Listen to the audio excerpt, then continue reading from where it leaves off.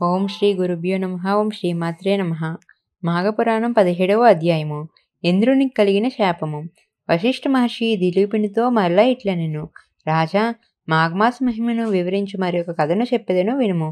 పూర్వము గృత్నమధుడను మహర్షి గంగా తీరమున నివసించుచు మాఘమాస స్నానము పూజాధికము చేయుచు తన శిష్యులకు మాఘమాస మహిమను శ్రీ మహావిష్ణు మహాత్యమును వివరించుచుండెను.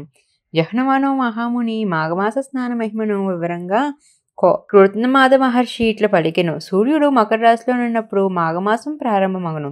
అట్టి మాఘమాసమున చేసిన స్నానము అత్యంత పుణ్యప్రదమే కాక పాపనాశము కూడా అగుచున్నది. మాఘమాసమున ప్రాతకాలమున నదీ స్నానం చేసిన వారు ఇంద్రుడు మహాపాతక విముక్తుడైనట్లుగా పాప విముక్తులగుదురను. ఆ విషయము వినుడు.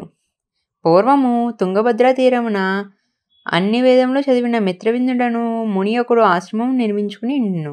మిత్రవిందుని భార్య అతిలోక సుందరి.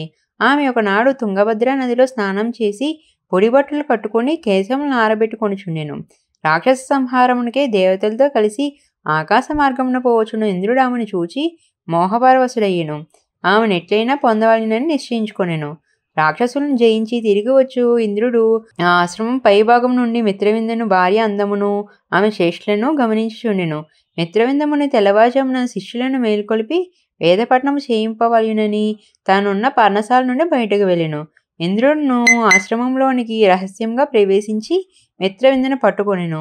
విడిపించుకొని పోవచ్చున్న ఆమెకు తానెవరో చెప్పి తన కోరికను తీర్చమని ప్రార్థించెను. ఆమె సౌందర్యమును మెచ్చెను. ఆమెను కామపరవశి అయి ఇంద్రుని పొందు అంగీకరించెను. కోరిక తీరిన ఇంద్రుడు ఆశ్రమం నుండి వెళ్ళ యత్నించుచుండెను. అప్పుడే వచ్చిన ముని వానిని పట్టుకుని నీవెవ్వడు అని అడిగాను. నేను ఇంద్రుడినని సమాధానమిచ్చెను. మిత్రవిందుడును జరిగిన దానిని గ్రహించును. నీవు గాడిద ముఖం కలవాడై స్వర్గమునకు పోలేక భూలోకముననే ఉండమని శపించెను. తప్పు చేసిన తన భార్యను రాయివై పడి ఉండమని శపించెను. ఆ చోటును విడిచి గంగా తీరమును చేరి అచట తపమ ఆచరించి యోగశక్తిచే దేహం నిడిచి పరమాత్మలో లీనమయ్యను. ముని శాపం వలన ఇంద్రుని ముఖము మాత్రమే గాడిద, మిగిలిన శరీరం మామూలుగానే ఉండెను. అచట నుండుటకు సిగ్గుపడి పద్మగిరి అనే పర్వతమును చేరి అచటి గుహలో నుండి యష్నున్న గడ్డిని తిని కాలమును గడుపుచుండెను. అతడట్లు 12 సంవత్సరములు గడిపెను. రాజులేని స్వర్గంపై రాక్షసులు దండెత్తి వచ్చి దేవతలతో యుద్ధము చేయుచుండిరి. దేవతలు రాక్షసులతో యుద్ధం చేయలేకపోయిరి. తమ ప్రభువగు ఇంద్రుని వెతుకసాగిరి. ఇంద్రుని కనుగొనలేక వారు స్వర్గమునకు తిరిగి వచ్చిరి. రాక్షసులు మరలా వారిని తరిమి కొట్టిరి.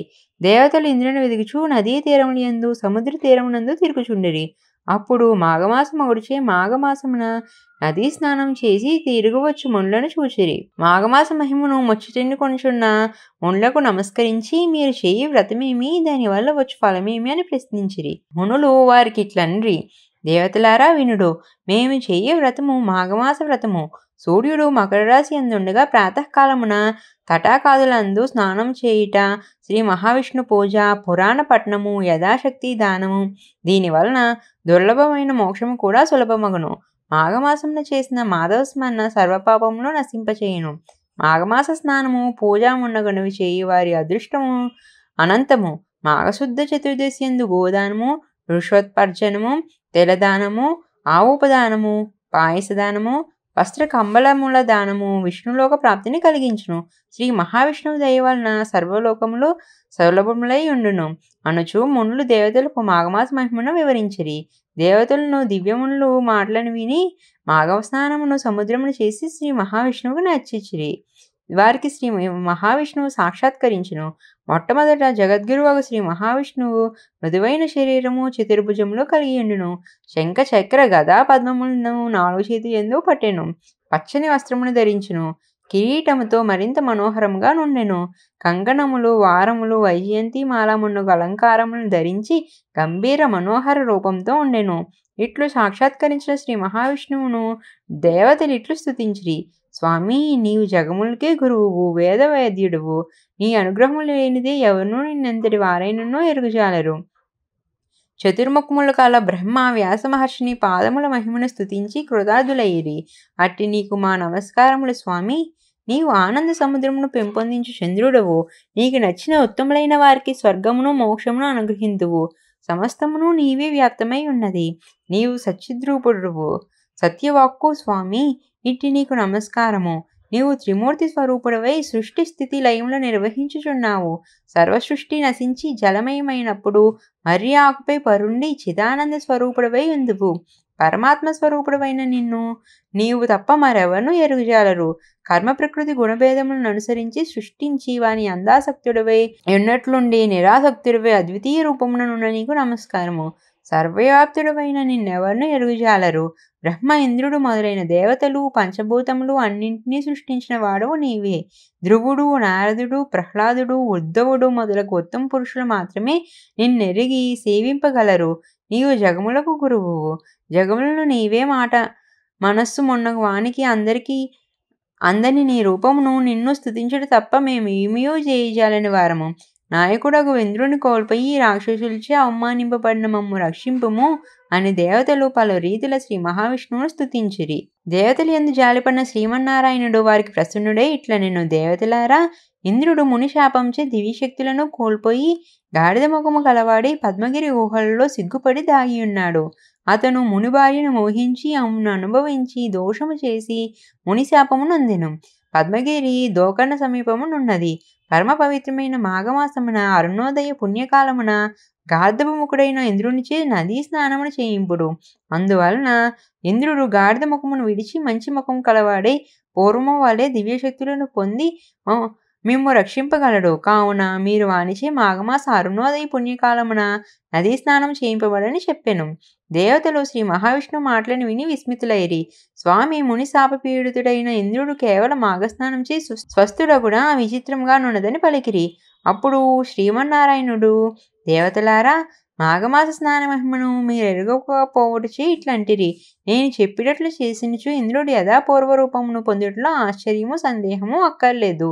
పూర్వము విశ్వామిత్ర మహర్షియును ఇంద్రుని వలె పాపమును చేసి కవిముఖుడై మాఘస్నానం చేసి పూర్వస్థితి నందినని చెప్పెను. ఆ మాటలకు దేవతలు మరింత ఆశ్చర్యపడిరి. ఆ వృత్తాంతమును చెప్పమని శ్రీమన్నారాయణ కోరిరి. అప్పుడు విష్ణు ఇట్లు పలికిను, వినుడు. పూర్వము విశ్వామిత్ర మహర్షి భూప్రదక్షిణం చేయుచు గంగా తీరమునకు వచ్చును. మాఘమాస కాలం ఒడిచే గంధర్వులు తమ భార్యలతో కలిసి గంగా స్నానం చేయవచ్చిరి. అట్లు వచ్చిన దంపతుల్లో గంధర్వుడు మాఘమాసమున నదీ స్నానం చేయుచు భార్యను కూడా నదీ స్నానం చేయుటకు రమ్మని పిలిచెను. భర్తతో భూలోకమునకు వచ్చి గంగా తీరమును చేరి ఆమె, ఈ చలిలో నాకు ఈ చన్నీటి స్నానం బాధాకరము, నిన్ను స్నానము చేయజాలను. మీకు శక్తి ఇష్టమో ఉన్నచో మీరు చేయుడని గంగా స్నానమును నిరాకరించెను. గంధర్వుడు ఎంత చెప్పిననో వాని భార్య భర్త మాట వినలేదు, స్నానము చేయలేదు. గంధర్వుడు మిగిలిన వారితో కలిసి స్నానము చేసెను. గంధర్వుని భార్య మాఘస్నానమును దూషించి నిరాకరించుటచే ఆమె దివ్యశక్తులను కోల్పోయిను. స్నానం చేసి తిరిగి వచ్చి తమ లోకములకు తిరిగి వెళ్ళు సందడిలో గంధర్వుని భార్యను మిగిలిన వారు గమనించలేదు. దివ్యశక్తులతో గంధర్వులు తమ లోకములకు వెళ్ళిరి. గంధర్వుని భార్య గంగా తీరమున దివ్యశక్తులను కోల్పోయి అసహాయురాలై తిరుగుచుండెను. ఆమె అడవిలో తిరుగుచూ విశ్వామిత్రుడు ఉన్న చోటుకు వెళ్ళి చూసెను. ఆ దృశ్యమును చూసి మండిపడుచు, తపస్వివై ఉండి కూడా ఇలా కామతృష్ణ కలవాడవైనందున నీకు కోతిముఖం కలుగుకాక అని విశ్వామిత్రుని పాషాణమే పడియుండమని భార్యను శపించి వెళ్ళిపోయినాడు. విశ్వామిత్రుడు చేయనది లేక వానముఖం కలిగి ఉండగా నారదుడు ఆ విషయం తెలుసుకుని విశ్వామిత్రుని కాడకు వచ్చి, విశ్వామిత్ర, క్షణభంగురమైన వాంఛకులోనే నీ తపశ్శక్తినంతా వదులుకున్నావు. సరేలేము, గంగా నదిలో స్నానం చేసి నీ కమండలంలో గంగా జలము తెచ్చి ఈ పాషాణంపై చల్లుమని వివరించగా విశ్వామిత్రుడు గంగా స్నానం చేసి విష్ణువుని ధ్యానించి కమండలముతో నీరు తెచ్చి పాషాణంపై చల్లగా ఆ రాయి పూర్వం గంధర్వ స్త్రీ రూపమును పొంది గంధర్వ లోకమునకు వెళ్ళిపోయిను. పూర్వరూపమునందిన విశ్వామిత్రుడు తపస్సునకు వెళ్ళిపోయిను. దేవతలారా, మాఘస్నాన మహిమ మాటలకు అందదు, చాలా గొప్పది. కావున మీరు గాడిద ముఖం కలిగి సిగ్గుపడి పద్మగిరిలో నున్న ఇంద్రునిచే మాఘస్నానము చేయింపుడు. అప్పుడు అతనికి శాప విముక్తి కలుగునని శ్రీమన్నారాయణుడు దేవతలకు ఇంద్రుని శాప విముక్తికి ఉపాయమును సూచించెను. ఇంతటితో మాఘపురాణం 17వ అధ్యాయం సంపూర్ణం. ఇంకా మరెన్నో పురాణాలు, ఇతిహాసాలు తెలుసుకోవడం కోసం మా ఛానల్ని సబ్స్క్రైబ్ చేసుకోండి.